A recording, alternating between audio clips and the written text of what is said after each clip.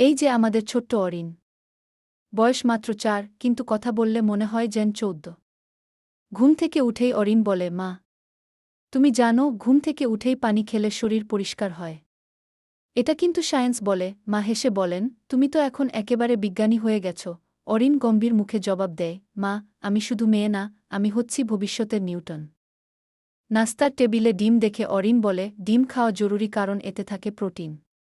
আর protein মানেই শক্তি। বাবা হেসে জিজ্ঞেস করেন, তোমার মতো ছোট্ট একটা মেয়ে এত কিছু জানে কিভাবে? অরিন চোখ গরম করে বলে, বাবা, আমি ইউটিউবে কার্টুন দেখি না, আমি দেখি বেবি বিজ্ঞান। রাতে ঘুমানোর সময়ও তার জ্ঞান শেষ হয় না। ঘুম আগে, স্কিন কেয়ার পরে।